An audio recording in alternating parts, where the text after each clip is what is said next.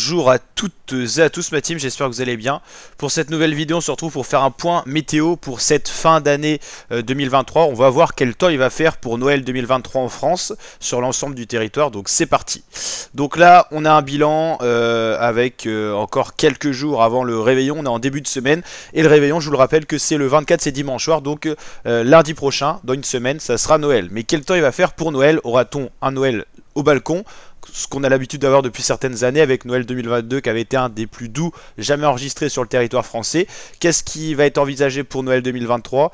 Comment les scénarios imaginent tout ça? À une semaine d'intervalle, rien n'est sûr, c'est que des prévisions. On le met bien sûr un accent là-dessus, ce sont que des prévisions, mais on peut voir déjà les grandes tendances qui prédominent. En ce moment même, on a un redout qui arrive petit à petit vers le nord-ouest. On a un anticyclone, un putain d'anticyclone, mais qui gonfle sous l'océan Atlantique, ce qui provoque pour le moment du froid dans les basses couches, mais de la chaleur en altitude, parce que tout simplement, on a globalement des masses d'air assez douces. L'anticyclone, pour l'instant, se situe un petit peu au niveau des Açores. Le plus costaud est au niveau de l'Espagne, 1037, et il y a un autre anticyclone ici, qui est sur l'Atlantique, pour l'instant, en plein milieu de l'Atlantique, vers les États-Unis et le Canada. Donc globalement, qu'est-ce qui se passe sur la France? Pas beaucoup de vent ici, donc du froid dans les basses couches. C'est ce qu'on avait un petit peu dans le nord-ouest, un petit peu précédemment dans le week-end. Donc il avait fait froid, gris, souvent parce que le soleil n'arrive pas à réchauffer le sol. Et donc l'humidité qu'il y a dans les basses couches crée des nuages, des brouillards, c'est ce qu'on a eu un petit peu ce week-end. Globalement c'était froid, ça va se radoucir petit à petit parce que tout simplement on a le premier anticyclone, celui-là qui nous concerne, qui va un petit peu se rétracter et laisser place au deuxième anticyclone, mais qui va pousser de l'air doux de l'océan Atlantique, ce qui va apporter la douceur des prochains jours. On voit bien que c'est un flux d'ouest même sous anticyclone, ça va apporter de l'humidité, souvent des nuages bas, peut-être quelques précipitations, parce qu'on voit bien qu'il va avoir du mal à s'imposer au début, mais c'est un puissant anticyclone qui arrive, 1051, c'est assez puissant. Et du coup, au contraire, sur l'Europe, un peu plus dans l'Est, Pologne, tout ça, Lituanie et même vers Moscou, la Russie, on va dire, de notre côté un peu plus européenne, et bah pour l'instant ça sera plus perturbé. Donc la France qui sera un petit peu dans l'intersection des deux, on pourra avoir quelques précipitations dans les prochains jours, et petit à petit l'anticyclone il va venir se déplacer vers l'Espagne, mais il va nous ramener un petit peu d'air doux en attendant peut-être de se rétracter et de laisser place à un flux plus perturbé. Pour l'instant beaucoup d'incertitudes là-dessus, donc vous l'avez compris, pour le 25 on devrait repasser un petit peu sous anticyclone, mais vers le 24, le soir du réveillon, ça devrait être un peu plus perturbé. On ne sait pas trop pour l'instant, faut l'avouer, ce que ça va donner. Au niveau des températures, ce qui est envisagé, c'était donc un petit peu de froid pour ce week-end, avant un gros redout d'annoncer, même le matin, vous le voyez. Petit à petit, on va passer sur un flux d'ouest. Flux d'ouest signifie de la douceur. Globalement, en journée, on sera assez doux. Une dizaine de degrés un petit peu partout sur l'ensemble du territoire français, c'est ce qui est un petit peu annoncé pour tout le temps, hein. Voilà, ça dépassera pas plus, mais air doux océanique, ce qui est envisagé. Pour Noël, ça sera peut-être un peu plus frais le matin, avec voilà, sur le nord-est des températures quand même au-dessus des normales de saison, mais en gros pour l'instant il n'y a pas de froid d'annoncer sur ces prévisions là. C'est vrai qu'il y avait une grosse incertitude, certains modèles météo il y a 2-3 jours voyaient une vague de froid en France, on en avait d'ailleurs parlé dans la précédente vidéo. Là ça a totalement changé, mais je me dis bien mais, pour l'instant il y a beaucoup d'aléas dans les prévisions, parce qu'on va se situer entre l'intersection entre soit un anticyclone costaud qui va résister, ou soit un anticyclone qui va se rétracter. En fait le changement il va se jouer maintenant. En gros actuellement on a un anticyclone là qui va se rétracter vers le sud, il va laisser place à un anticyclone si vous voulez qui vient d'ouest. Donc cet anticyclone qui vient d'ouest il est chargé d'humidité, ce qui explique les nuages bas sur la France, pourcentage d'humidité très élevé. Si vous habitez sur toute la façade ouest de la France, on est à des taux d'humidité énormes, 90 à 100%, et globalement ça va augmenter. Et puis après reste à savoir qu'est-ce que cet anticyclone va devenir. Est-ce qu'il va vraiment chavirer vers le sud, et dans ce cas là on pourrait basculer dans un flux de nord propice à une vague de froid cette période de l'année, ou alors est-ce qu'il va résister un petit peu sur l'Espagne et tout ça, tout en se décalant vers le sud de la France, ce qui est peut-être envisagé, et dans ce cas là on aurait de la douceur avec un flux d'ouest-sud-ouest. Pour l'instant on ne sait pas trop où va migrer cet anticyclone, et c'est ce qui fait qu'on n'a pas d'idée encore de ce qui va arriver. Si cet anticyclone se positionne sur le sud de la France, par exemple vers le 27 décembre, on aura de l'air doux en France, donc un Noël au balcon, on peut le dire. Par contre, si jamais cet anticyclone, qui est pour l'instant encore positionné sur l'Atlantique, si il migre un petit peu vers la France et puis d'un coup il bascule vers l'Afrique du Nord, mais vraiment franchement, ou même peut-être en redescendant vers les Açores, à ce moment-là on pourrait avoir une vague de froid en France. Moi je privilégierais le scénario froid parce que je pense que cet anticyclone peut migrer et redescendre un petit peu par là parce qu'il y a vraiment une puissance dépressionnaire assez forte sur toute l'Europe là. Ici on peut l'appeler l'Europe, aller nord-ouest voire est par rapport à la France. Donc il y a un potentiel que cet anticyclone se rétracte un petit peu parce qu'on sait qu'il va s'affaiblir. On voit bien qu'on passe de 1051 à 1038 et tout ça vers le 22. Et c'est à ce moment-là, vers le 23-24, qui était envisagée cette fameuse vague de froid, où s'il y a un creux dépressionnaire qui descend des îles britanniques sur la France, on peut avoir une vague de froid parce que le potentiel froid, on l'a à ce niveau-là. Par contre, on l'a plus du tout en Europe de l'Est où pour l'instant on a un flux beaucoup plus doux de ce qui a été dans le précédent. On voit bien que là il y a un gros redout alors qu'on avait de la neige il y a encore peut-être une semaine ou deux ici.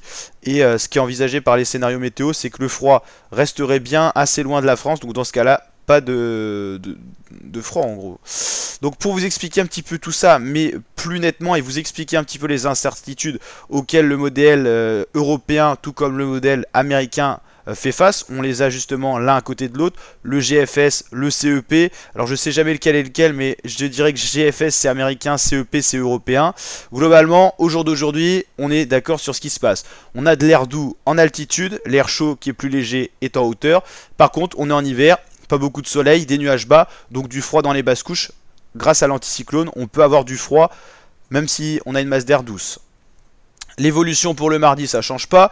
Mercredi, au nord-ouest, au nord-est, ça se rafraîchit un petit peu, mais c'est que provisoire. En gros, c'est ce fameux anticyclone qui était présent actuellement sur la France qui va descendre au sud et laisser place à cet anticyclone beaucoup plus vaste et fort qu'on voit là, qui est pour l'instant près des États-Unis, sur les côtes des États-Unis, et qui va migrer vers nous petit à petit. Globalement, il va se rapprocher en ramenant un flux d'ouest-sud-ouest qui va faire cette douceur. Là, incertitude pour le 23 décembre. Est-ce que l'air froid va réussir à pénétrer avec quelques perturbations venant de l'Europe, donc du nord-est, ou est-ce que l'anticyclone va être plus fort?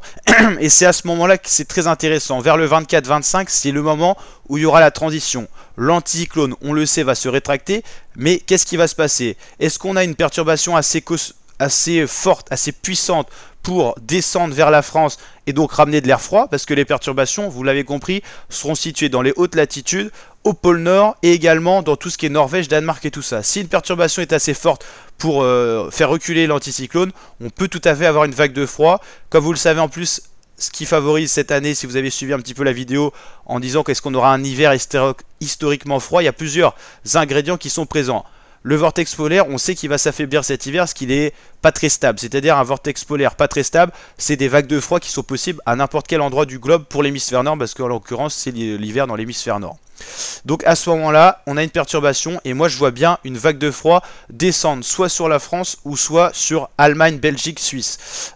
C'est ce qui paraît probable. Là les scénarios pour le moment, au jour d'aujourd'hui, n'envisagent plus ça, mais vous le voyez bien qu'il y a un gros conflit de masse d'air et là tout dépend de ce qui va se passer vers Noël. Si l'anticyclone est encore peut-être un peu plus au nord, il fera doux. Par contre, si les perturbations descendent plus bas, il fera froid. Là, en gros, c'est les jours décisifs, vous allez le comprendre facilement. Ça, c'est le modèle GFS, par exemple, pour Gap au sud de la France. Pour l'instant, c'est très disparate. Il y a beaucoup de scénarios qui envisagent de la douceur, mais quand même pas mal de scénarios qui envisagent du froid. Quand ça se balade en dessous ou en dessus de cette fameuse ligne du 0 qui est les normales saisonnières, c'est qu'il y a de l'incertitude. Tout pareil que le modèle CEP, si je dis pas de bêtises, européen. Il y a beaucoup de lignes au-dessus, mais il y en a quand même en dessous.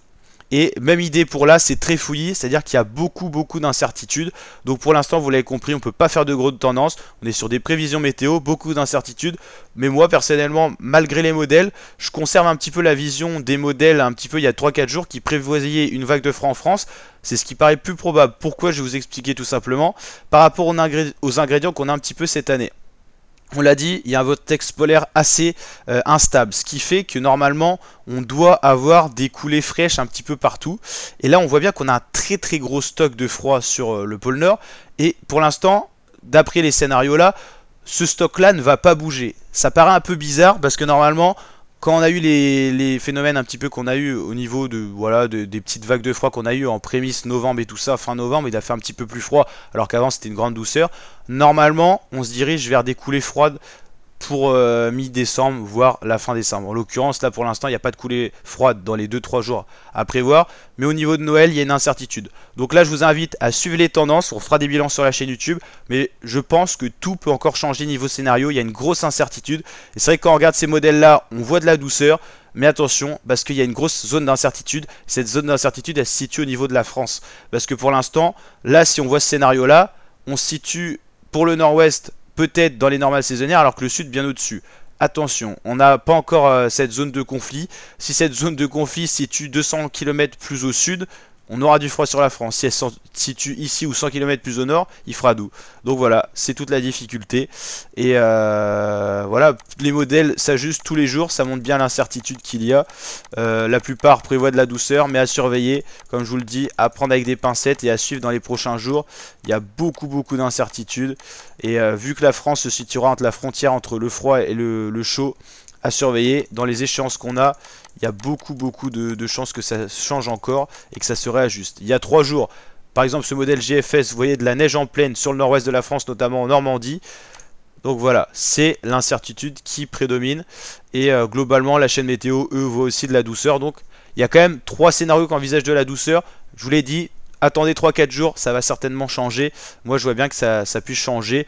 D'après ce qu'ils voient là, ils envisageraient un des Noëls les plus doux depuis voilà 83, 2022. Enfin, ça sera un des plus doux, mais pas le plus doux. En gros, vous l'avez compris, 1, 2, 3, 4, 5, 6e peut-être sur le podium. Donc à voir ce que ça va donner. Mais surveillons ce qui va se passer dans les prochains jours. L'évolution, je pense, va être présente et on refera un poids. On verra justement si on a eu raison en comptant les modèles ou si on a eu tort. Allez, je vous dis à très bientôt ma team pour de prochaines vidéos. Ciao, ciao.